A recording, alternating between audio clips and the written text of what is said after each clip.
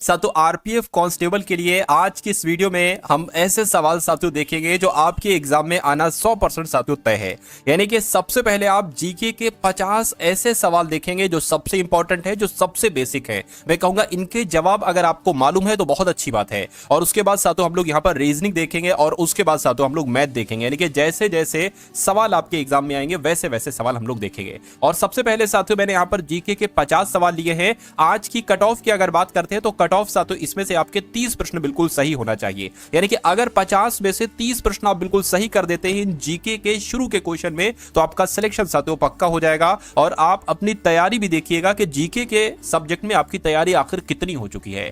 तो साथियों बहुत लंबी वीडियो नहीं होगी, बहुत छोटी वीडियो होगी और बहुत छोटी वीडियो के माध्यम से आपको परीक्षा वाला कंटेंट मिल जाएगा। देखिए पहला सवाल है कि भारतीय मुद्रा का नाम रुपया किसने रखा था? तो किसने रखा था साथियों? शेरशाह ने रखा था। आंसर आपको ऑप्शन नंबर ए के साथ जाएगा। अगला सवाल देखिए, यानी कि गुरुत्वाकर्षण की खोज किसके द्वारा की गई थी? तो गुरुत्वाकर्षण की खोज साथियों न्यूटन के द्वारा की गई थी। अगर आपका जवाब भी ऑप्शन नंबर डी है तो बिल्कुल करेक्ट हो जाएगा। अगला सवाल कह रहे कि 1857 की क्रांति का प्रारंभ कहां से हुआ था? तो कहां से हुआ था साथियों? मेरठ से हुआ था, ये आपको मालूम होना चाहिए। और मैं कह सकता हूं कि इस सवाल का सभी का आंसर बिल्कुल सही होगा। उसके बाद देखिए बिहार के राज्य का राजकीय वृक्ष क्या है? तो पीपल है। आंसर डी हो जाएगा। अगला देखिए कह रहे कि भारत के राष्ट्रीय गान गाने की समय अवधि कितनी है? साथियों बताइए भारत के राष्ट्रीय गान गाने की समय अवधि कितनी है? अगर आपका जवाब 52 सेकंड है तो मैं कहूंगा आपका जवाब बिल्कुल सही है। अगला सवाल देखिए करके भारतीय राष्ट्रीय कांग्रेस के संस्थापक कौन थे? तो इनका नाम साथियों ए.ओ. ह्यूम था और यही तो भारतीय राष्ट्रीय कांग्रेस के साथियों संस्थापक थे। नेक्स्ट नंबर का सवाल आपकी स्क्रीन पर साथियों सिर्फ 15 मिनट में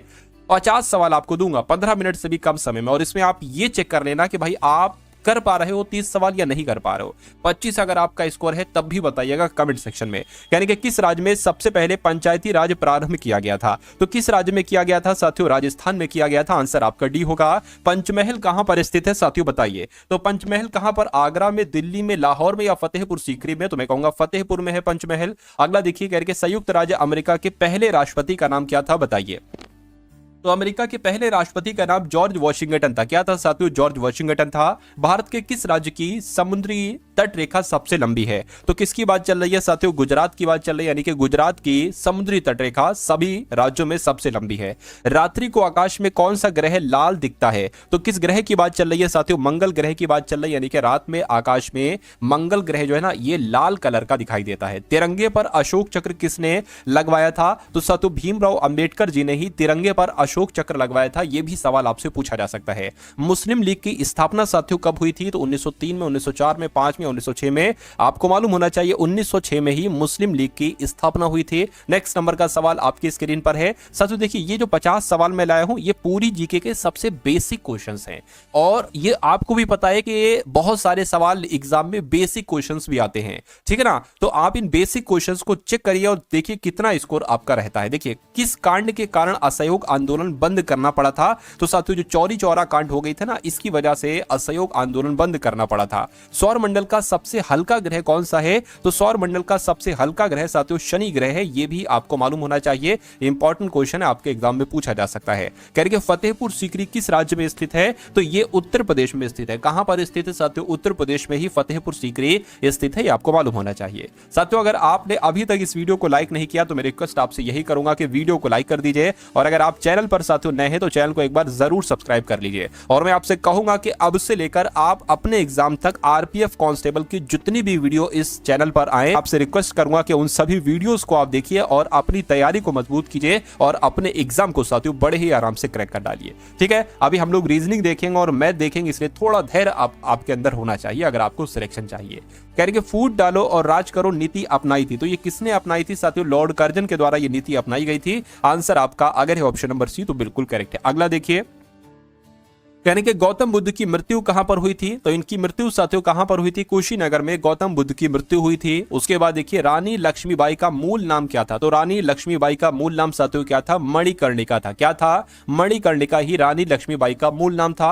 उसके बाद देखिए कह रहे कि कंचनजंगा पर्वत चोटी ये कहां पर स्थित है बताइए? तो ये कहां पर स्थित है? ये नेपाल भारत में स्थित है, ये आपको याद रखना है। राइट आंसर आपका ऑप्शन नंबर डी हो जाएगा। उसके बाद देखिए कह रहे कि लोकसभा का उम्मीदवार होने के लिए न्यूनतम उम्र कितनी चाहिए होती है। तो लोकसभा का अगर उम्मीदवार होना है, लोकसभा का सदस्य बनना है, तो कम से कम 25 वर्ष उम्र चाहिए होती है। सही जवाब आपका ऑप्शन नंबर ए हो जाएगा। और पूछा जा रहा है कि भारत की किस नदी को वृद्ध गंगा कहा जाता है? तो वृद्ध गंगा किसे? नर्मदा नदी को नहीं, कावेरी नदी को भी नहीं, गोदावरी नदी को साथियों वृद्ध गंगा कहा जाता है। यह कई बार आपके एग्जाम में सवाल पूछा जा चुका है। कह रहे कि इनमें से कौन सी रवि की फसल है? तो भाई आपको इतना मालूम होना चाहिए कि गेहूं रवि की फसल है, और चावल की अगर बात करें, चावल साथियों ये खरीफ की फसल है। कम से कम बेसिक जानकारी तो याद रखिए आप लोग। उसके बाद देखिए थल सेना दिवस ये किस दिन मनाया जाता है? तो ये 16 सितंबर को, 4 दिसंबर को, 15 जनवरी को या 7 दिसंबर को? आपको मालूम होना चाहिए 7 दिसंबर को थोड़ी ना, ये तो साथियों 15 जनवरी को मनाया जाता है। क्या थल सेना दिवस की अगर बात करते हैं, 15 जनवरी को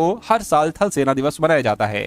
बल्ब का आविष्कार किसके द्वारा किया गया था? तो बल्ब का आविष्कार रदरफोर्ड के द्वारा नहीं, फ्लेमिंग के द्वारा नहीं, एडिसन के द्वारा ही साथियों बल्ब का आविष्कार किया गया था। ये भी आपको मालूम होना चाहिए भाई। बहुत बढ़िया, वेरी गुड क्लास। चलिए साथियों, अब उसके बाद देखिए अगला सवाल आपकी स्क्रीन पर है, यानी कि भागड़ा नागल बांध ये किस नदी पर है? तो ये रावी नदी पर, झेलम नदी पर, गंगा नदी पर नहीं साथियों, ये तो सतलज नदी पर है। कौन सा बांध है? जो भागड़ा नागल बांध है ना, ये सतलज नदी पर है। उसके बाद देखिए भारत की स्वतंत्रता के समय गवर्नर जनरल कौन थे, मुझे बताइए। तो उस समय साथियों 1947 में लॉर्ड क्रिप्स थे नहीं, कर्जन भी नहीं थे, लॉर्ड माउंटबेटन थे।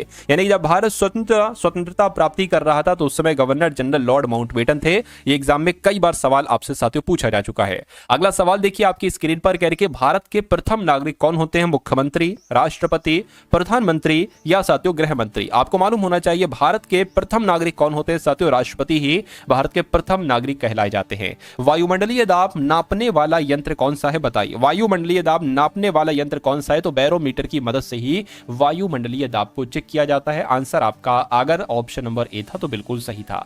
अगला सवाल आपकी स्क्रीन पर है, कह रहे कि ऊष्मा की सबसे अच्छी चालक कौन सी धातु है, मुझे बताइए। तो चांदी की अगर बात करें, चांदी आपका सही जवाब हो जाएगा, क्योंकि ऊष्मा की सबसे अच्छी चालक यही है चांदी। नेक्स्ट नंबर का सवाल है, करके कोणार्क मंदिर किस राज्य में स्थित है, बताइए। ओडिशा में, उत्तर प्रदेश में, उत्तराखंड में या राजस्थान में? तो आपको मालूम होना चाहिए कि कोणार्क मंदिर तो ओडिशा में स्थित है। कहां पर? ओडिशा में स्थित है। इंपॉर्टेंट क्वेश्चन है साथियों, अच्छे से याद रखेंगे इस सवाल को। मानव शरीर की सबसे मजबूत हड्डी कहां की होती है? तो साथियों जांघ की हड्डी होती है, इसको कहते हैं साथियों फीमर। ठीक है। अगला सवाल देखिए आपकी स्क्रीन पर, करके गेटवे ऑफ इंडिया ये कहां पर स्थित है? तो गेटवे ऑफ इंडिया मुंबई में, गुजरात में, कोलकाता में, दिल्ली में, कहां पर स्थित? साथियों मुंबई में ही गेटवे ऑफ इंडिया है। अगला सवाल देखिए, यानी कि भारत में ताजमहल किस नदी के किनारे पर स्थित है? तो भारत में ताजमहल जो है वो यमुना नदी के किनारे पर स्थित है। ये भी आपको यहाँ पर मालूम होना चाहिए। अगला सवाल कह रहे हैं भारत छोड़ो आंदोलन कांग्रेस ने कब शुरू किया था? तो भारत छोड़ो आंदोलन साथियों ये कब शुरू किया गया था? 1935 में, 1950 में, 1947 में, 1942 में ही भारत छोड़ो आंदोलन कांग्रेस ने शुरू किया था। अगला सवाल है, कह रहे हैं डायनामाइट के आविष्कार निम्नलिखित में से कौन है? तो डायनामाइट का आविष्कार किसके द्वारा किया गया था? आइंस्टाइन के द्वारा, न्यूटन के द्वारा, अल्फ्रेड नोबेल के द्वारा, मैडम क्यूरी के द्वारा? तो मैं कहूंगा अल्फ्रेड नोबेल के द्वारा ही डायनामाइट का आविष्कार किया गया था। ये आपको याद रखना। अगला देखिए, यानी कि गौतम बुद्ध को ज्ञान की प्राप्ति किस पेड़ के नीचे हुई थी? तो वो कौन सा पेड़ था साथियों? आम का पेड़ था, पीपल का पेड़ था, बरगद का पेड़ था या नीम का पेड़ था? तो वो पीपल का पेड़ था, गौतम बुद्ध को जहां ज्ञान की प्राप्ति हुई थी। नेक्स्ट नंबर का सवाल है, करके चरित्रहीन किसकी रचना है, बताइए। ये तारा शंकर बंदोपाध्याय की रचना है? नहीं। गौतम की रचना है? नहीं। ये शरद चंद्र चटर्जी की रचना है। कौन सी चरित्रहीन जो रचना है, ये शरद चंद्र चटर्जी की रचना है। ये आपको याद रखना है। माउंट एवरेस्ट किस देश में स्थित है, बताइए। नेपाल में, भूटान में, अमेरिका में या भारत में? तो ये तो नेपाल में स्थित है। माउंट एवरेस्ट कहां पर स्थित है साथियों? नेपाल में ही स्थित है।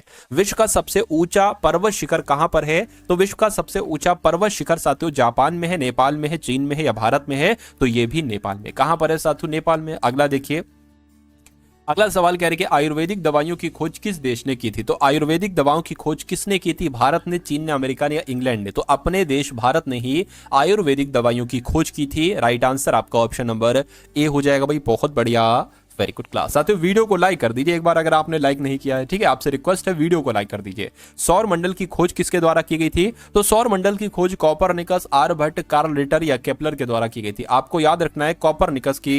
ठीक है, कॉपरनिकस के द्वारा ही सौर मंडल की खोज की गई थी। होम रूल आंदोलन किसके द्वारा चलाया गया था? तो होम रूल आंदोलन साथियों किसके द्वारा चलाया गया था? बाल गंगाधर तिलक के द्वारा, एनी बेसेंट के द्वारा, सरोजिनी नायडू या महात्मा गांधी के द्वारा? तो मैं कहूंगा होम रूल आंदोलन तो साथियों एनी बेसेंट के द्वारा चलाया गया था। ये आपको यहां पर मालूम होना चाहिए। ठीक है, चलिए।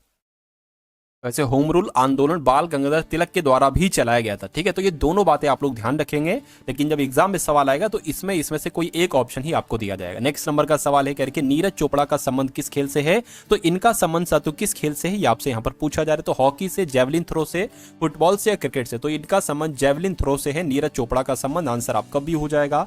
उसके बाद देखिए आंसुओं में कौन सा पदार्थ घुला होता है? अमोनिया, स्टार्च, ग्लूकोज या सामान्य नमक? तो कहीं ना कहीं साथियों सामान्य नमक होता है आंसुओं में। नेक्स्ट नंबर का सवाल है करके राष्ट्रीय स्वयंसेवक संघ का मुख्यालय कहां पर स्थित है? बताइए।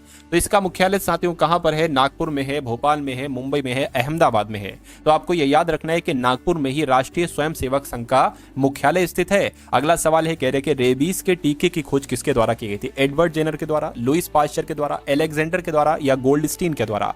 तो आपको मालूम होना चाहिए लुइस पाश्चर के द्वारा ही रेबीज के टीके की खोज की गई थी। उसके बाद देखिए चंद्रमा पर जाने पर पहला जीव कौन सा? यानी कि चंद्रमा पर जो गया था वो पहला जीव कौन सा था? कुत्ता था, बिल्ली था, खरगोश था या चूहा था? तो कुत्ता यहां पर आप लोग याद रखेंगे, चंद्रमा पर जाने वाला पहला जीव साथियों कुत्ता था। आंसर आपका ऑप्शन नंबर ए होगा। अब नेक्स्ट नंबर का सवाल है करके पोलियो की टीके की खोज किसने की थी? बताइए। तो पोलियो के टीके की खोज तो साथियों जॉन ई सॉल के द्वारा की गई थी। किसके द्वारा? जॉन ई सॉल के द्वारा ही पोलियो के टीके की खोज की गई थी, आपको मालूम होना चाहिए। उसके बाद देखिए विश्व पर्यावरण दिवस कब मनाया जाता है? बताइए। 3 जून को, 5 जून को, 7 जून को या 1 जून को? तो 5 जून को विश्व पर्यावरण दिवस मनाया जाता है, यह भी आपको मालूम होना चाहिए। तो साथियों यहां पर तो आपने देखे जीके के 50 सवाल, तो आपका कितना स्कोर रहा? आपके 20 सवाल सही हुए, 30 सवाल सही हुए, 40 सवाल सही हुए, 45 सवाल सही हुए, जितने भी सवाल सही हुए आपको एक बार कमेंट सेक्शन में साथियों जरूर बताना है। और अब मैं आपको रीजनिंग के 10 सवाल कराने वाला हूं। कितने सवाल कराने वाला हूं? सिर्फ और सिर्फ लगभग 10 सवाल कराने वाला हूं। इन 10 सवालों में से साथियों आपके 7 सवाल सही होना चाहिए। अगर आप वाकई में अपने सिलेक्शन से प्यार करते हैं, आप अपना सिलेक्शन चाहते हैं, तो इन 10 सवालों में से 7 सवाल आपके सही होना चाहिए। तो पहला सवाल आपकी स्क्रीन पर है। क्या कहा जा रहा है साथियों? कहने के सबसे पहले 5 है और इस 5 के बाद 9 आ चुका है और फिर 18 आ चुका है और फिर 34 आ चुका है। उसके बाद आपको बताने अगला नंबर यहां पर क्या आएगा और उसके बाद 95 आना चाहिए। तो आखिर इसमें क्या लॉजिक लगा है ये हम ढूंढने की कोशिश करते हैं। देखिए 5 से 9 हुआ है तो यहां पर 4 बड़ा है, 9 से 18 हुआ है तो यहां पर 9 बड़ा है, 18 से 34 हुआ है साथियों कितना बड़ा है? 4 और 1 सेकंड 4 नहीं बड़ा है, 16 बड़ा है। ठीक है, 6 यहां पर आ जाएगा। ठीक है, मैंने 8 में से 4 घटा दिया, नहीं 14 में से 8 घटाना है तो यहां पर 16 आ जाएगा। यहां पर क्या पड़ेगा? अब आप थोड़ा सा यहां पर अगर ध्यान लगाएंगे ना साथियों तो आप पाएंगे भाई ये तो 2 का स्क्वायर है, ये 3 का स्क्वायर है, ये 4 का स्क्वायर है, तो यहां पर 5 का स्क्वायर आ जाएगा, यानी कि यहां पर 25 आ जाएगा। तो 34 और 25 कितना होता है? तो 4 5 9 हो जाएगा और 3 2 5 हो जाएगा, यानी कि 59 यहां पर आएगा और 59 ऑप्शन में भी है। ठीक है, अब यहां पर साथियों पता 36 आ जाएगा, 6 का स्क्वायर आ जाएगा, तो 59 में 36 जोड़ने पर 95 ही आता है, 95 ही आता है। अगर आपका जवाब मेरे आंसर से साथियों पहले आ गया था तो बहुत बढ़िया भाई। अगला सवाल देखिए, कह रहे कि MANGO को QER केस लिखा जाता है और APPLE को ETTPI लिखा जाता है। तो आपको बताने कि GUAVA को क्या लिखा जा सकता है? बताइए। अब सबसे पहले आपको प्लेस वैल्यू मालूम होना चाहिए, यानी कि M 13 पर आता है, A 1 पर आता है, N 14 पर आता है, G 7 पर आता है और O 15 पर आता है। इसकी अगर बात करें तो Q 17 पर आता है, E 5 पर आता है, R 18 पर आता है, K 11 पर आता है और S 19 पर आता है। अब देखिए ये 13 है, ये 17 है, यानी कि 4 बढ़ाया गया है, ये 1 है, 5 है, 4 बढ़ाया गया है, 14 से 18 हुआ 4 बढ़ाया गया, 7 से 11 हुआ 4 बढ़ाया गया, मतलब सब में 4 बढ़ाया जा रहा है। इसमें भी देखिए 4 बढ़ाया जा रहा है, P से T हुआ 4 बढ़ाया गया। ठीक है, तो इसमें भी हमें 4 4 4 ही बढ़ाना है। अब कैसे 4 4 4 बढ़ाओगे? तो G 7 पर होता है, 4 बढ़ाओगे तो K आ जाएगा। ठीक है, अब K तो हर ऑप्शन में है K। अब देखिए U 21 पर होता है, 4 बढ़ाओगे मैं कहूंगा Y आ जाएगा। A के बाद साथियों क्या आ जाएगा? A के बाद यहां पर क्या है साथियों? ठीक है, अच्छा हाँ, A के बाद E है ना, तो मतलब A में 4 बढ़ाओगे E आ जाएगा। V 22 पर होता है, 4 बढ़ाओगे तो मैं कहूंगा Z आ जाएगा। और फिर से साथियों यहाँ पर क्या आ जाएगा? क्या आ जाएगा? E आ जाएगा। तो ये कहां पर साथियों लिखा हुआ है? कौन से ऑप्शन में लिखा हुआ है? KYE ये तो ऑप्शन नंबर ए में लिखा हुआ है। तो इस प्रकार आपका जवाब अगर है ऑप्शन नंबर ए के साथ तो मैं कहूंगा आंसर आपका बिल्कुल करेक्ट है। उसके बाद देखिए कह रहे कि उस पासे का चयन कीजिए जिसे दी गई शीट को रेखाओं पर मोड़कर बनाया जा सकता है। देखिए ये एक ओपन पासा है, ये एक खुला हुआ पासा है। अगर आप इसको बंद करेंगे, मतलब इस टाइप से करेंगे, तो ये पासा बंद होने पर क्या ये वाला पासा बनेगा या ये वाला पासा बनेगा या ये वाला या ये वाला, बस इतनी सी बात आपको बताना है। अब देखिए इस सवाल को करने का तरीका साथियों क्या है ये मैं आपको यहां पर बतला देता हूं। देखिए मतलब एक से ज्यादा भी पासे बन सकते हैं, कुल मिला के ऐसे आपको बताना है। ठीक है, अब देखिए यहां पर अगर बात करें एक है, ये मैं लिख दूं, क्या करूं, ये 1 है, ये 3 है, ये 5 है और ये 6 है और ये साथियों 4 है और ये क्या है, ये 2 है। देखिए 1 का विपरीत 5 हो जाएगा, 1 का विपरीत 5 हो जाएगा। तो अगर मान लीजिए कहीं पर 1 दिख रहा है तो वहां पर 5 नहीं दिखना चाहिए, क्योंकि 1 का विपरीत तो 5 है, और अगर कहीं 5 दिख रहा है तो वहां पर 1 नहीं दिखना चाहिए। 1 का विपरीत 5 हो गया। 3 का विपरीत क्या है, 6 है, कहीं पर 3 दिख रहा है, जैसे कि यहाँ पर 3 दिख रहा है तो 6 नहीं दिखना चाहिए, ठीक है, और 6 दिख रहा है तो वहां पर 3 नहीं दिखना चाहिए। अगर दिख रहा है तो फिर वो पासा नहीं बन पाएगा। बचा 4, 4 का विपरीत 2 हो जाएगा, 4 का विपरीत क्या हो गया, 2, 2 का विपरीत 4 हो गया। अब देखिए कौन सा पासा नहीं बन सकता है। चलिए इसकी अगर बात करें, जिसके 1 है तो 1 का विपरीत 5 है, 1 का विपरीत 5 नहीं दिख रहा है, ठीक है। 4 की अगर बात करें, 4 के विपरीत 2 है, नहीं दिख रहा है, ठीक है, ठीक है। 6 की बात करें, 6 का विपरीत 3 है, यहां पर नहीं दिख रहा है, ठीक है, कोई दिक्कत नहीं, यानी कि ये वाला पासा जो है वो साथियों बन जाएगा। अब ए वाला तो साथियों बन रहा है, ठीक है, तो ए हम यहां पर लिख लेते हैं कि भाई ए वाला बन रहा है। अब बी वाले को चेक करिए, देखिए 5 है, 5 का विपरीत तो क्या है, 1 है, तो 5 के विपरीत 1 नहीं है यहाँ पर, ठीक है। 2 का विपरीत क्या है, 2 का विपरीत 4 है, यहाँ पर नहीं दिख रहा है। 3 का विपरीत क्या है, 6 है, नहीं दिख रहा है, यानी कि ये वाला पासा भी बन सकता है, बी वाला पासा भी बन सकता है। सी वाले की अगर बात करें तो देखिए 1 का विपरीत क्या है, 5 है, 1 का विपरीत 5 नहीं दिख रहा है। 6 का विपरीत क्या है, 3 है, नहीं दिख रहा है। 4 के विपरीत 2 है, नहीं दिख रहा है, यानी कि सी वाला पासा भी बन सकता है। और अगर बात करें 2 का विपरीत क्या है, 2 का विपरीत 4 है, नहीं दिख रहा है। 3 का विपरीत 6 है, नहीं दिख रहा है। 1 का विपरीत 5 है, नहीं दिख रहा है, तो ये वाला पासा भी बन सकता है। तो क्या कहीं पर ऐसा ऑप्शन है कि भाई A B C D E F है, तो यहां पर ऐसा तो नहीं है, लेकिन यहां पर आप ए लगा लेंगे और ये वाला ऑप्शन आपका सही हो जाएगा, ठीक है ना। अब उसके बाद देखिए साथियों, नेक्स्ट नंबर का सवाल आपकी स्क्रीन पर है। इस सवाल को देखिए और फटाफट आप लोग बता दीजिए राइट आंसर क्या होगा। देखिए मैं आपको बता देता हूं कि यहां पर 2 बार खाली जगह है और यहां पर भी साथियों 2 बार खाली जगह है और यहां पर 1 बार है, यहां पर 1 बार है, ठीक है। और बस फिर अब आपको इस सवाल को कैसे करना होता है ये मैं आपको समझा दे रहा हूं। देखिए सबसे पहले तो जो खाली जगह है और जो लेटर्स हैं उनको काउंट करिए। 1 2 3 4 5 6 7 8 9 10 11 12 13 14 15 15 लेटर हैं। तो मैं कहूंगा या तो 5 का पेयर बनेगा या 3 का पेयर बनेगा। 5 का देखिए एक बार सरा करके, 1 2 3 4 5, यानी कि ये 5 हो गया। 1 2 3 4 5 ये अलग हो गया। 1 2 3 4 5 ये अलग हो गया। आप यहां पर ये देख रहे हो कि शुरू में ए आ रहा है, यहां पर भी ए आ रहा है, यहां पर भी ए आ रहा है, तो जाहिर सी बात है यहां पर भी ए आ जाएगा।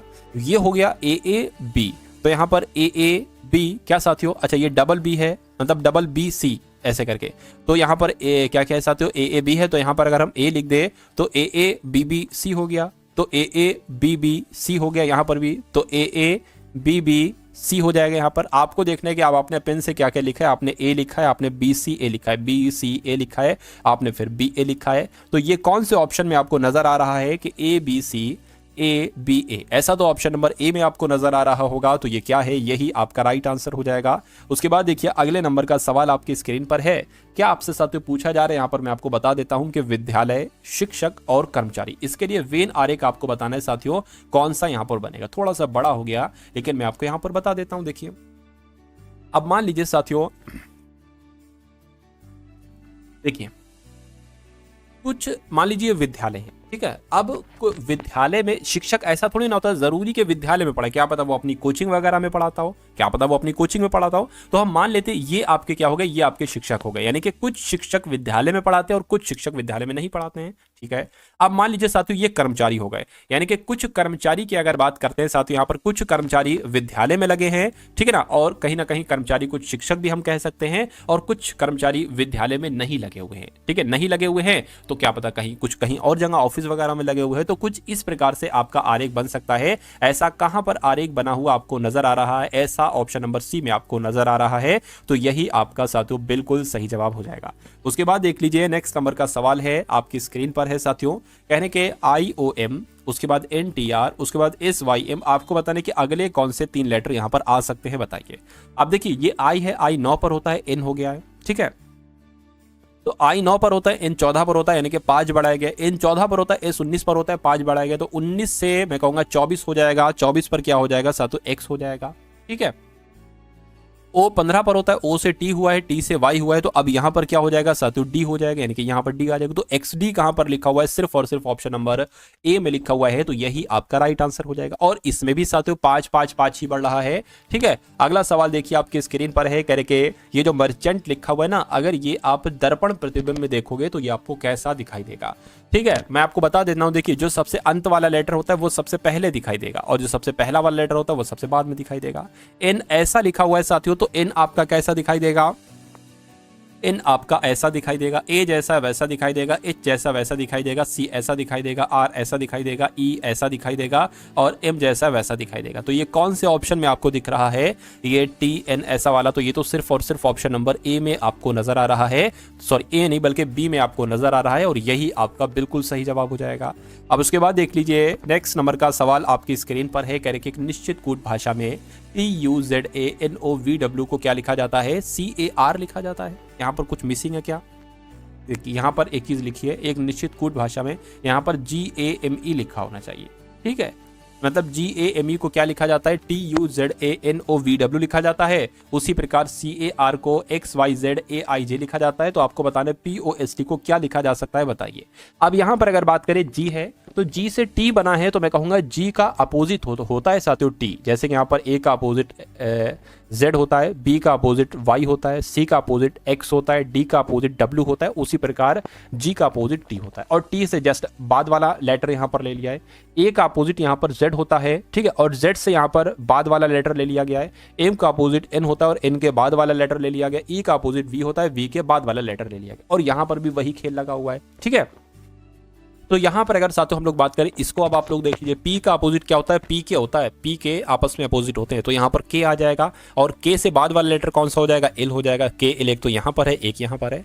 O का अपोजिट क्या होता है, LOVE, ठीक है, यानी कि O का अपोजिट L हो जाएगा, तो यहाँ पर L आ जाएगा फिर से, और L के बाद क्या हो जाएगा साथियों, M आ जाएगा। तो KLLM कहाँ पर लिखा हुआ है ऐसा, तो सिर्फ ऑप्शन नंबर ए में लिखा हुआ है, तो यही क्या होगा, यही आपका बिल्कुल करेक्ट आंसर हो जाएगा। उसके बाद देखिए कह रहे कि जिस प्रकार प्रयोगकर्ता यानी कि एक्सपेरिमेंटर का संबंध प्रयोगशाला से है, उसी प्रकार बावर्ची का संबंध किससे होगा।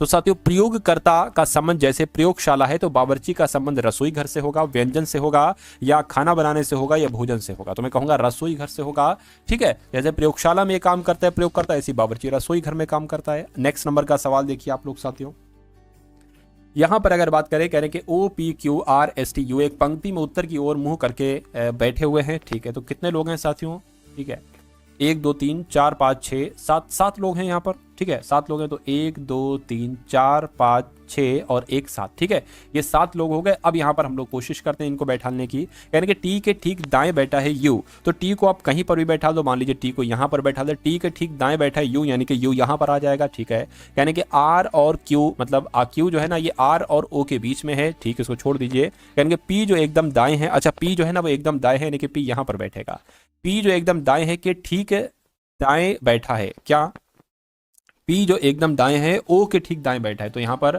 ठीक है P जो एकदम दाएं है O, यहाँ पर O आ जाएगा, O के ठीक दाएं बैठा है, यानी कि यहाँ पर साथियों O आ जाएगा, ये बात भी क्लियर हो गई है। यानी कि R के ठीक बाएं बैठा है S, R के ठीक बाएं बैठा है S, तो R के ठीक बाएं बैठा है S, ठीक है, यानी कि कौन बैठा है पंक्ति के बीच में, अगर पंक्ति के बीच में साथियों कौन बैठा है, ये कुल मिला के आपसे पूछा जाए। एक बार फिर से सवाल को पढ़िए। अच्छा देखिए जरा OP कहीं पर लिखा हुआ है, देखिए जरा, हाँ ये Q जो है ना ये Q जो है ये R और O के बीच में बैठा है, यानी कि अगर O ये है, या एक काम करो इसको भी हटा दो, ठीक है, इसको भी हटा दो क्योंकि ये वाला मिला है तो इसी को कर लो, यानी Q जो है ये R और O के बीच में बैठा है, तो साथियों R और O के बीच में कौन बैठेगा, Q बैठेगा, RQOP इतना हो गया है, ठीक, कोई दिक्कत नहीं है। अच्छा एक बात पूछी जा रही थी कौन पंक्ति के बीच में बैठा है, तो साथियों 3 इधर है 3 इधर है, बीच का कौन हो जाएगा, बीच का R हो जाएगा, तो आंसर से तो यहीं से आपको मिल गया, आंसर यहीं से आपको मिल गया, लेकिन इसको पूरा करने की हम कोशिश कर लेते हैं। T के ठीक दाएं बैठा है कौन, T के ठीक दाएं बैठा है U, ठीक है, 1 मिनट रुकिए, यानी कि T यहाँ पर आएगा मान लीजिए, तो U ऐसे करके आएगा, अभी यहाँ पर हम लोग बैठा लेंगे। उसके बाद कहने के P जो एकदम दाएं बैठा है, P जो एकदम दाएं बैठा है O के ठीक दाएं बैठा है, ये भी हो चुका है। R के ठीक बाएं बैठा है S, तो R के ठीक बाएं बैठा है S, यानी कि S यहाँ पर आएगा भाई साहब, R के ठीक बाएं बैठा S, और फिर T और U यहाँ पर आ जाएगा। तो 7 लोग थे, 7 को हमने बैठा दिया, तो आंसर तो मैंने आपको पहले ही बता दिया था। नेक्स्ट नंबर का सवाल आपकी स्क्रीन पर है, ए का मतलब जोड़ है क्या साथियों, अब इस सवाल को बहुत ध्यान से आप लोग देखिए, कह रहे कि ए का मतलब क्या है, ए का मतलब जोड़ है, तो यहाँ पर मैं लिख देता हूँ, ए जहाँ पर आपको दिखे वहां पर प्लस लगा देना, बी का मतलब गुणा है, बी जहाँ पर आपको दिखे वहां पर गुणा लगा देना, और सी जहाँ पर आपको दिखे वहां पर घटाना लगा देना, और डी जहाँ पर आपको दिखे वहां पर भाग का निशान लगा देना, बस आप सॉल्व कर लीजिए आंसर। अब देखिए लिखा क्या क्या यहाँ पर है, यहाँ पर 100 लिखा हुआ है, और डी का मतलब डिवाइड है तो भाग लगा दीजिए, और ब्रैकेट में फिर क्या लिखा हुआ है, 1 लिखा हुआ है, बी का मतलब गुणा है तो गुणा लगा दीजिए, और फिर 4 लगा दीजिए, ए का मतलब प्लस है और फिर 2, और बी का मतलब क्या है साथियों, बी का मतलब गुणा है, और फिर ब्रैकेट आ जाएगा, ब्रैकेट के बाद साथियों यहाँ पर 13 आ जाएगा और फिर ए आ जाएगा, 13 आ जाएगा और ए का मतलब प्लस है और फिर 11 आ जाएगा, ब्रैकेट बंद हो गया। सी का मतलब क्या, माइनस है, 3 बी का मतलब क्या, गुणा है, फिर ब्रैकेट में 17 आ जाएगा, माइनस आ जाएगा, 12 आ जाएगा। इसको आपको साथियों सॉल्व कर लेना है, ठीक है। तो 100 भाग 1 गुणा 4 प्लस 2 गुणा 13 प्लस 11 माइनस 3 गुणा 17 माइनस 2। अब देखिए यहाँ पर 17 में से साथियों 12 जाएगा तो कितना बचेगा, 5 बचा जाएगा, 5 यहाँ कितना हो जाएगा, 15 हो जाएगा, तो यहाँ पर 15 आ जाएगा। 11 और 13 कितना हो जाएगा साथियों, 11 और 13 आपका 11 13 कितना हो जाएगा, 24 हो जाएगा, 24 दूना 48 हो जाएगा, 48 यहाँ पर आ जाएगा, प्लस 4 एकम 4, 4 की भाग 100 से दोगे तो यहाँ पर 25 आ जाएगा। तो 25 48 कितना हो जाएगा, 8 5 13 हो जाएगा और यहाँ पर 73 में से 15 को साथियों घटा लीजिए, वही आपका क्या हो जाएगा, वही आपका आंसर आ जाएगा। 13 में से 5 जाएगा तो 8 बचेगा, 6 में से 1 जाएगा, 5 बचेगा, यानी कि 58 साथियों यहाँ पर आ चुका है। और 58 जिनका भी आंसर है मैं कहूँगा उन सभी का आंसर बिल्कुल करेक्ट हो जाएगा, ठीक है। अब उसके बाद देखिए साथियों कथन और निष्कर्ष वाला सवाल आपकी स्क्रीन पर आ चुका है। ये निष्कर्ष है और ये कथन है, यानी कि कोई लड़का इंजीनियर नहीं है, ठीक है भाई, कोई लड़का जो है, कोई लड़का की अगर बात करें साथियों इंजीनियर नहीं है, मान लीजिए क्या हो गया, ये लड़का हो गया, ठीक है, ये लड़का हो गया और कोई लड़का इंजीनियर नहीं है, इंजीनियर नहीं है ऐसे कट बना देते हैं, यानी कि कोई भी इंजीनियर ड्राइवर नहीं है, कोई भी इंजीनियर जो है, कोई भी इंजीनियर क्या नहीं है, कोई भी इंजीनियर ड्राइवर नहीं है, ठीक है, कोई दिक्कत नहीं है, यानी कि सभी लड़कियां लड़के हैं। अच्छा, सभी लड़कियां लड़के हैं तो ये क्या हो गई, ये गर्ल्स हो गई, ये गर्ल्स हो गई, सभी लड़कियां लड़के हैं। निष्कर्ष पढ़िए और बताइए कौन सा निष्कर्ष सही है कौन सा गलत। सभी लड़के ड्राइवर, भाई लड़के ड्राइवर कहाँ हो जाएंगे, इनका तो कोई रिलेशन ही नहीं बताएगा और जिनका रिलेशन नहीं बताया जाता वो गलत होता है। कोई लड़की इंजीनियर नहीं है, कोई लड़की इंजीनियर नहीं है। देखिए जब कोई लड़का इंजीनियर नहीं हो सकता तो लड़कों के अंतर्गत लड़कियां हैं तो कोई लड़की इंजीनियर कैसे हो सकती है। तो ये बात बिल्कुल सही है कि कोई लड़की इंजीनियर नहीं है, यानी कि केवल निष्कर्ष 2 अनुसरण करता है, ऐसा कहां पर लिखा हुआ, ऐसा ऑप्शन नंबर बी में लिखा हुआ है, तो यही आपका बिल्कुल सही जवाब हो जाएगा। अब अगला सवाल देखिए आपकी स्क्रीन पर है, यानी कि अलार्मिंग को साथियों यहाँ पर 150 लिखा जाता है, उसके बाद फ्लोटर को साथियों क्या लिखा जाएगा बताइए। अब यहाँ पर एक चीज है, एक चीज साथियों वो क्या है ये मैं आपको बता देता हूँ। देखिए ए 1 पर आता है, कभी भी अगर ऐसा कोई वर्ड लिखा हो, कोई नंबर बड़ा सा लिखा हो तो इसका मतलब होता है कि उसको जोड़ना पड़ेगा, यानी कि ए 1 पर होता है, एल 12 पर होता है, ए 1 पर होता है, आर 18 पर और साथियों प्लस 13 हो जाएगा, प्लस आई 9 पर, ए 14 पर और ये 7 पर हो जाएगा। इसको आप क्या कर लीजिए, इसको आप साथियों प्लस कर लीजिए तो ये 21 हो जाएगा, 21 9 30 हो जाएगा, 30 40 43 हो जाएगा, 43 और 44 हो गया, 44 45 हो गया, 45 12 18 को जोड़ लीजिए कितना हो जाएगा, तो 15 हो गया। ये आपका साथियों 6 7 यानी कि 75 आ जाएगा। ये तो 75, अच्छा 75 आया है तो 75 का डबल होता है 150, यानी कि इसको टोटल करना और फिर इसका डबल आपको कर देना। F 6 पर होता है, L 12 पर होता है, O 15 पर होता है, A 1 पर होता है, T 20 पर होता है, E 5 पर होता है, R 18 पर होता है। अब इसको कर लीजिए, देखिए 5 और 15 और 5 20 हो जाएगा, 20 और 20 40 हो जाएगा, ठीक है ना। 40 की अगर बात करें ये आपका 40 हो गया है और ये 18 हो गया है आपका, ठीक है, और ये 18 हो जाएगा और ये एक 19 हो जाएगा, यानी कि इसको टोटल कर लीजिए तो कितना हो जाएगा, 17 हो गया, ये आपका 77 हो जाएगा। तो 77 का जरा डबल करिए कितना होता है, 77 का डबल करिए कितना होता है, 154 होता है। क्या 154 कहीं ऑप्शन में लिखा हुआ है, बिल्कुल लिखा हुआ है साथियों, ऑप्शन नंबर सी में लिखा हुआ है। तो आपका जवाब अगर मेरे जवाब से पहले आ चुका था तो आप सभी का आंसर बिल्कुल करेक्ट है। अब उसके बाद देखिए साथियों नेक्स्ट नंबर का सवाल आपकी स्क्रीन पर है, कह रहे अब नंबर सीरीज का सवाल है साथियों, कह रहे 14 है और उसके बाद 15 है, उसके बाद 24 आ गया है, उसके बाद 49 आ गया है, उसके बाद 98 आ गया है और फिर 179 आ गया है, यानी कि उसके बाद अगला नंबर यहां पर क्या हो सकता है मुझे बताइए। देखिए यहां पर तो सिंपल सा 1 बड़ा है, यहां पर कितना बड़ा है, 9 बड़ा है, यहां पर कितना बड़ा है साथियों जरा बताइए। 9 में से 4 जाएगा तो 5 बचेगा, 4 में से 2 जाएगा तो साथियों यहां पर 2 बच जाएगा, ठीक है। तो उसके बाद साथियों यहाँ पर अगर बात करें 8 में से या 18 में से 9 जाएगा तो 9 बचेगा, ये 8 में से 4 बचेगा और यहाँ पर कितना बचेगा, 9 में से 8 जाएगा 1 बचेगा और ठीक है 1 बच जाएगा साथियों। यहाँ पर 17 में से ये जाएगा तो कितना हो जाएगा, 8 बच जाएगा, ठीक है। तो अब यहाँ पर आपको बताना है कितना बढ़ेगा। देखिए ये 1 का स्क्वायर मान लीजिए, ये 3 का स्क्वायर, ये 1 का स्क्वायर, ये 3 का स्क्वायर, ये 3 का स्क्वायर और ये 5 का स्क्वायर, ये 7 का स्क्वायर, ये 9 का स्क्वायर, तो यहाँ पर 11 का स्क्वायर आएगा। 11 का स्क्वायर 121 होता है, यानी कि 179 और 121 ये प्लस कितना होगा, इनको जोड़ दीजिए तो ये 10 हो गया, ये कितना हो गया, ये भी साथियों 10 हो गया, 300 यहाँ पर आ जाएगा। क्या 300 ऑप्शन में कहीं पर है तो मैं कहूँगा बिल्कुल ऑप्शन में है, ऑप्शन नंबर बी वाले में। और जिनका भी आंसर यहाँ पर ऑप्शन नंबर बी के साथ है तो बिल्कुल करेक्ट है, ठीक है। चलिए साथियों, अब उसके बाद देख लीजिए नेक्स्ट नंबर का सवाल आपकी स्क्रीन पर है। इस सवाल की अगर बात करें, इस सवाल को देखिए और फटाफट बताइए कि क्रिकेट का एलबीडब्ल्यू से जो संबंध है वही संबंध शतरंज का किससे होगा, बताइए। तो बताइए, जिस प्रकार आपका राइट आंसर होगा क्रिकेट का संबंध एलबीडब्ल्यू से है, ठीक उसी प्रकार शतरंज का संबंध किससे होगा, चेकमेट से होगा। क्या होगा साथियों, चेकमेट से होगा। ये सवाल आपके एग्जाम में आने की संभावना है। नेक्स्ट नंबर का सवाल आपकी स्क्रीन पर है। कहा जा रहा है कि इसको आपको दर्पण प्रतिबिंब में साथियों रखकर बताना है, क्या आंसर आपका होगा। 4 2 5 3 EF, तो जो सबसे अंत में है वो सबसे पहले आ जाएगी, यानी कि इफ आपका ऐसा बनेगा। और इफ ऐसा यहाँ पर नहीं बना हुआ है, यहाँ पर भी नहीं बना हुआ है।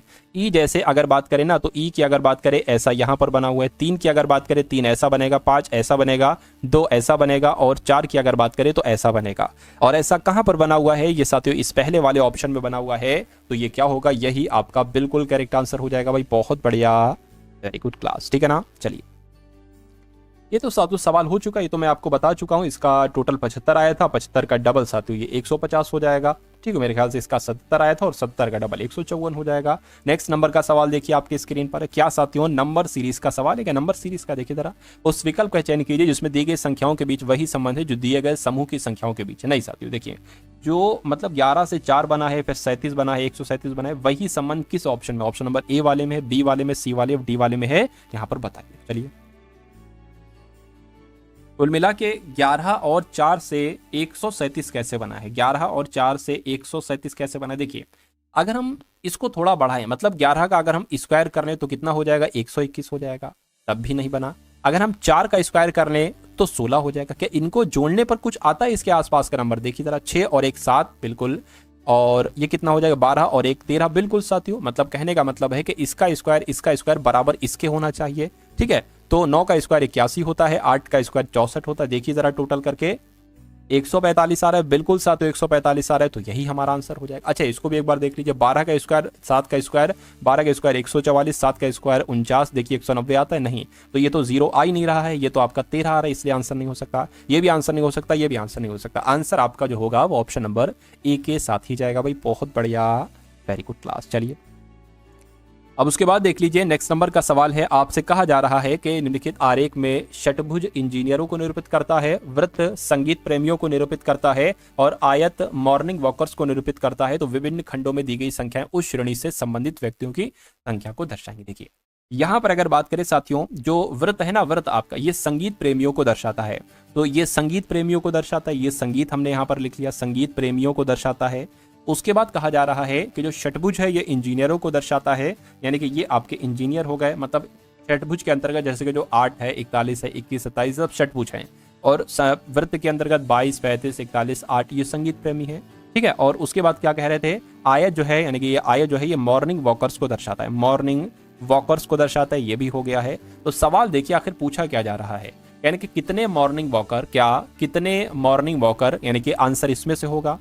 संगीत प्रेमी है लेकिन इंजीनियर नहीं, यानी कि आंसर इसमें से नहीं हो सकता है, आंसर इसमें से नहीं हो सकता है। मतलब वो संगीत प्रेमी भी होना चाहिए और मॉर्निंग वॉकर भी होना चाहिए। तो कौन सा ऐसा नंबर है, मैं कहूंगा 35 एक ऐसा नंबर है जो संगीत प्रेमी भी है और मॉर्निंग वॉकर भी है। तो 35 आपका बिल्कुल करेक्ट आंसर हो जाएगा भाई। बहुत बढ़िया, वेरी गुड क्लास। अब उसके बाद देखिए साथियों, यहाँ से आपके सामने मैथ के क्वेश्चन शुरू हो चुके हैं। तो इन सभी मैथ के सवालों को भी देखिए, बहुत कम मैथ के सवाल है लेकिन जो भी कॉन्सेप्ट है वो आपके एग्जाम में साथियों आने की पूरी संभावना है। तो पहला सवाल है कि 8400 रुपए की राशि पर एक निश्चित वार्षिक साधारण ब्याज की दर से 3 सही 1/2 लिखा हुआ है। कैसे लिखा हुआ है, 3 सही 1/2 ये लिखा हुआ है।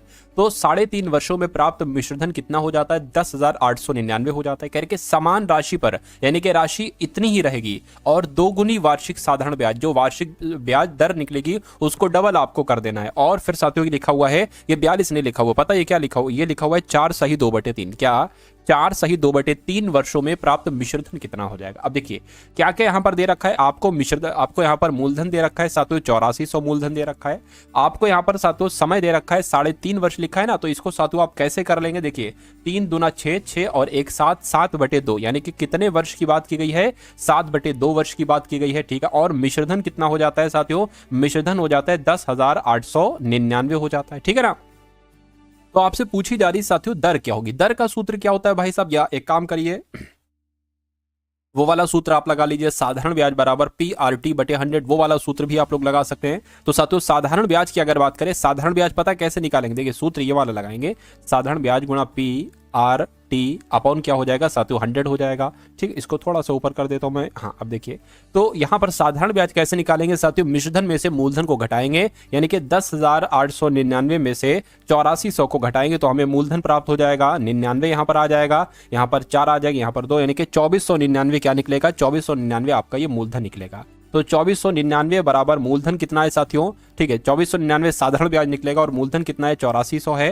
ठीक है, आर यहां पर आपको ज्ञात करना है, तो आर ज्ञात करना है, और टी कितना है 7/2 है, तो 7 और बटे 2 आ जाएगा, और गुणा में साथियों 100 लग जाएगा। अब इसको जरा कैलकुलेट कर लीजिए, आर का मान यहां से निकाल लीजिए। देखिए 2 जीरो से ये 2 जीरो कैंसिल हो जाएगा, इससे साथियों ये कैंसिल हो जाएगा, तो 4 2 42 यहां पर आ जाएगा। अब देखिए ये आप जरा कट करके देखिए, 7 से कट करके देखिए, 7 तियां 21 हो जाएगा। ठीक है, और कितना जाएगा 3 जाएगा तो 39 हो गया, 7 पंजे 35 हो गया, 4 जाएगा 49 हो जाएगा, 7 सत्ते 49 हो गया। अब देखिए अब यहां पर अगर बात करें, ये आर बराबर कितना आपके सामने आ गया है 357/42 आ गया। इसको भी जरा 7 से कट करके देखिए, 7 छंग 42 हो गया, 7 पंजे 35, 7 एकम 7 हो गया। ठीक है, तो कुल मिला के साथ आपके सामने ये आ चुका है। ठीक है, अब क्या आप लोग करेंगे, आर बराबर 51/6 आ गया, इसको 6 से कट करिए, 6 कम 6, 6 छंग 36, 7 6 8 48 हो जाएगा, 48 हो जाएगा, 3 बचेगा, पॉइंट लगेगा, 0 बढ़ेगा। ठीक है, 6 पंजे 30 हो जाएगा, यानी कि कुल मिला के आर बराबर कितना आपके सामने आ चुका है 8.5% आ चुका है। ठीक है ना। अब देखिए, अब मैं इसका जो सोल्यूशन है इसको हटा देता हूं यहां से। ठीक है, तो आपकी इतनी समझ में आया, अगर इतनी समझ में आया तो साथियों बहुत सही। और ये सवाल कॉन्सेप्ट बहुत अच्छा है, ये आपके एग्जाम में सवाल पूछा जाता है और बच्चे इस सवाल को नहीं कर पाते। देखिए 8400 की राशि पर एक निश्चित वार्षिक साधारण ब्याज की दर से, ठीक है 3.5 वर्षों में प्राप्त मिश्रधन इतना हो जाता है, तो आपके पास अब मूलधन है, समय है, मिश्रधन है, दर है। तो अब यहां से सवाल शुरू होता है, कह रहे कि समान राशि पर राशि इतनी ही रहेगी और 2 गुनी वार्षिक साधारण ब्याज दर हो जाएगी, यानी कि दर कितनी हो जाएगी, ये जो 8.5 निकली इसकी डबल हो जाएगी। तो दर कितनी निकलेगी साथियों, 8.5 दुना कितने होते हैं 17 होते हैं, यानी कि दर हो जाएगी 17% और समय यही रहेगा। ठीक है, जो समय रहा है। ठीक है, और तो मिश्रधन ज्ञात कीजिए, मिश्रधन आपको बताना है साथियों। मिश्रधन आप कैसे निकाल सकते हैं साथियों, इसका आप साधारण ब्याज निकाल लीजिए और फिर साधारण ब्याज को मूलधन में जोड़ लीजिएगा, वो मिश्रधन प्राप्त हो जाएगा। तो साथियों यहां पर भी आप वही चीज लगा लीजिए, साधारण ब्याज बराबर साधारण ब्याज का सूत्र लगा दीजिए। साधारण ब्याज की अगर बात करें साथियों, तो साधारण ब्याज बराबर मूलधन कितना है 8400 है। ठीक है, 8400 है, आर कितना है साथियों 17 है, और टी कितना है 7/2 है। यहाँ पर 100 आ जाएगा, यहाँ पर साथियों 2 आ जाएगा, इन 2 जीरो से ये 2 जीरो कैंसिल हो जाएगा। और यहाँ पर अगर बात करें, अब इसको साथियों अगर कट करें 2 से कट करें तो यहाँ पर चौक और दूना इतना आ जाएगा। तो अब आपको साथियों इसको क्या कर लेना है, इसको आपको साथियों यहाँ पर कैलकुलेट कर लेना है। तो थोड़ा सा कैलकुलेटर का यूज कर लूँ मैं। ठीक है, तो 42 सत्ते कितना हो जाएंगे, 42 गुणा 7 कितने हो जाएंगे 294, और गुणा 17 कितने हो जाएंगे, गुणा 17 आपके 4998 हो जाएंगे, 4998 हो जाएंगे। तो कुल मिला के साथियों साधारण ब्याज तो अब आपका निकल आ गया है, साधारण ब्याज साथियों यहां पर निकल आ गया है, कोई दिक्कत तो नहीं होगी। देखिए जरा, देखिए 8400 गुणा 17, अच्छा,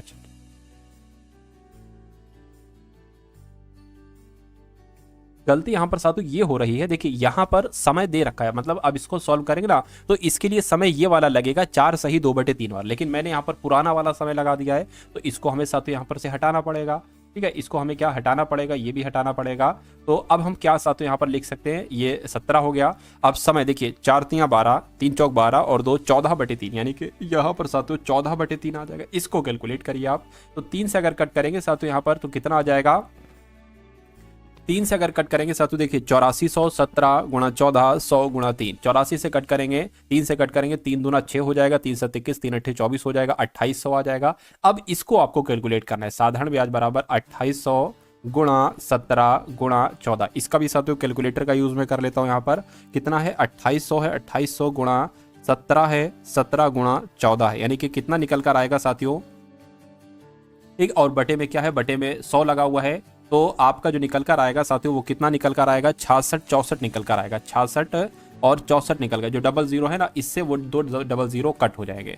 तो कुल मिला के साथियों आपसे पूछा क्या गया था, पूछा आपसे मिश्रधन गया था। तो मिश्रधन आप कैसे निकाल सकते हैं? मिश्रधन आप निकाल सकते हैं, मूलधन कितना है 8400 है, और साधारण ब्याज कितना निकला है साथियों 6664 निकला, इसको जोड़ दीजिए आपको मिश्रधन ज्ञात हो जाएगा। तो 4 और 6 और 6 और 4 10 हो जाएगा, और ये कितना हो जाएगा साथियों 14 15 हो जाएगा। यानी कि कुल मिला के अगर बात करते साथियों 15,064 आपका मिश्रधन आ जाएगा, और यही आपका बिल्कुल करेक्ट आंसर हो जाएगा। ठीक है ना। चलिए अब उसके बाद देखिए अगले नंबर का सवाल आपकी स्क्रीन पर है। इस सवाल को देखिए और बताइए सही जवाब आपका क्या हो सकता है। कहा जा रहा है कि एक कपड़े के वर्गाकार टुकड़े का क्षेत्रफल, यानी कि एक कपड़ा ऐसा है वर्गाकार टाइप, इसका जो क्षेत्रफल है ना, इसका क्षेत्रफल कितना है 841 सेंटीमीटर। कह रहे कि प्रत्येक, यानी कि इसके प्रत्येक विकर्ण की लंबाई ज्ञात कीजिए। तो इसके प्रत्येक विकर्ण की लंबाई ज्ञात आपको करना है। अब देखिए ये क्या निकला है, ये तो इसकी भुजा ए होती है, और इस वर्ग का क्षेत्रफल क्या होता है ए स्क्वायर होता है। तो अगर ये ए स्क्वायर है तो मैं कहूंगा ये एक तरीके से 29 का स्क्वायर है, तो ए बराबर कितना निकल आएगा 29 निकल आएगा। ठीक है। और वर्ग के विकर्ण आपसे पूछा गया है, तो वर्ग के विकर्ण का सूत्र क्या होता है, वर्ग के विकर्ण का सूत्र क्या होता है साथियों, a√2 होता है। तो a का मान हमें पता है 29 है, और √2 यहां पर आ जाएगा। यानी कि वर्ग का विकर्ण की लंबाई कितनी निकलेगी, वर्ग के विकर्ण की लंबाई निकल आ चुकी है 29 √2। तो 29 √2 सेंटीमीटर कहां पर लिखा हुआ है, ऑप्शन नंबर सी में लिखा हुआ है। तो ये आपका साथियों बिल्कुल करेक्ट आंसर हो जाएगा। अब उसके बाद देख लीजिए अगले नंबर का सवाल है, यानी कि ए और बी की वर्तमान आयु का अनुपात 14:17 है। अब से 8 वर्ष बाद उनकी आयु का अनुपात 6:7 हो जाता है। तो कहने कि उनकी वर्तमान आयु के बीच अंतर क्या है, तो उनकी वर्तमान आयु भी निकाल लेंगे। देखिए ये 14x हो जाएगा, और ये आपका 17x हो जाएगा। 8 वर्ष बाद कह रहे हैं, तो 8 यहां पर साथियों जोड़ दीजिए। 8 वर्ष बाद इनका अनुपात कितना हो जाएगा 6:7 हो जाएगा। तो पहले आयु निकालिए, 14x निकालोगे 17x निकालोगे तो ये आयु हो जाएगी। इनका अंतर निकाल लेंगे, क्या दिक्कत है। 17x में से 14x जाएगा, कितना बचेगा साथियों 3x बचेगा, यानी कि 3x आपको निकालना है। यहां से आपको x का मान निकालना है, फिर 3 से गुणा कर देनी है x का, अब वही आपका आंसर हो जाएगा। तो यहां पर साथियों अगर हम लोग बात करें, देखिए अगर 14 की गुणा साथियों यहां से 7 से करते हैं, तो 14 सत्ते कितने हो जाएंगे, 14 सत्ते आपके 98 हो गए, 98x आ गया, 7 अट्ठे 56 हो जाएगा। ठीक है ना। और उसी प्रकार अगर बात करें 17 छंग कितने हो जाएंगे, 102 हो जाएगा, 102x है, और 6 छंग 36, 6 सत्ते 42, 6 अट्ठे कितना हो जाएगा 48 हो जाएगा। ठीक है ना। तो अब 102x लिखा हुआ है, ये 98x लिखा हुआ है, तो 102 में से 98 जाएगा तो 4x बचेगा, और यहां पर साथियों 56 में से 48 अगर आप घटाओगे तो कितना बच जाएगा, तो आपका 8 बच जाएगा। यानी कि x बराबर क्या आ जाएगा 2 आ जाएगा। हमें पता क्या करना था 3x, यानी कि 3 गुणा 2 कितना हो जाएगा 6 हो जाएगा। तो उनकी वर्तमान आयु के बीच अंतर कितना आ जाएगा 6 आ जाएगा, और यही आपका साथियों बिल्कुल सही जवाब हो जाएगा। ए एक काम को 18 दिन में करता है, क्या लिखा हुआ साथियों, ए एक काम को 18 दिन में करता है, और बी उसी काम को 30 दिन में करता है। ठीक है। तो जो कहा जा रहा है वो लिखते जाइए। ए एक काम को 18 दिन में करता है, और बी उसी काम को 30 दिन में करता है। करेंगे इन दोनों ने मिलकर 6 दिन तक काम किया, बचे हुए काम को सी ने अकेले 7 दिन में पूरा कर लिया। तो करेंगे ए और बी और सी मिलकर इसी काम को अगर करेंगे तो कितने दिन में करेंगे। टोटल काम हमें निकालना होगा। टोटल काम कितना है 90 है। कैसे, 18 और 30 से कटने वाला नंबर 90 है। तो 18 पंजे 90 और 30 तियां 90। कहने का मतलब है कि बी एक दिन में 3 काम करता है, और ए एक दिन में 5 काम करता है। और कह रहे हैं कि 6 दिन तक इन दोनों ने एक साथ काम किया। तो अगर ये दोनों मिलकर एक दिन में 8 काम कर रहे हैं, और 6 दिन तक काम होता रहता है, तो 48 काम हो जाएगा। और टोटल काम कितना है 90। टोटल काम कितना है 90, और 48 काम ये दोनों 6 दिन में कर देते हैं। कितना काम बचेगा साथियों, ये काम बच जाएगा 42 काम। यानी कि अब 42 काम यहाँ पर बचा हुआ है। अब कह रहे हैं कि ये 42 काम सी अकेले 7 दिन में कर लेता है। तो 42 काम को, बचे हुए काम को 7 दिन में अगर सी कर लेता है, तो एक दिन में वो कितना काम करेगा 6 7 6 42, यानी कि 6 काम करेगा। क्या सी जो है ना वो एक दिन में कितना काम करेगा 6 काम करेगा। तो कहने कि अगर तीनों लोग मिलकर काम करें तो इस 90 काम को कितने दिन में खत्म कर पाएंगे। तो अगर ये तीनों मिलकर काम करते हैं तो 5 और 3 8, 8 और 6 कितना हो जाएगा 14, यानी कि 14 एक दिन में काम किया जाता है। 14 एक दिन में काम किया जाता है, और टोटल काम है कितना, टोटल काम 90 है। तो मैं कहूंगा कितने दिन में निपट पाएगा। देखिए 2 से कट करेंगे 7, और ये 45 आ जाएगा। ठीक। और अगर कट करेंगे इसको हम लोग, और अगर कट करेंगे तो 7 एकम 7 छंग कितना हो जाएगा 7 छंग 42 हो जाएगा। 3 बच जाएगा यहाँ पर, क्या 3 बच जाएगा। तो मैं कहूँगा 6 सही 3/7 दिन में काम हो पाएगा। और 6 सही 3/7 कहाँ पर लिखा हुआ है, ऑप्शन नंबर डी में लिखा हुआ है। तो यही आपका बिल्कुल करेक्ट आंसर है। अब देखिए साथियों, आज के इस वीडियो का अंतिम सवाल आपकी स्क्रीन पर है। कह रहे कि 15% और 25% की 2 क्रमिक छूटों के समतुल्य एकल छूट कितनी हो सकती है।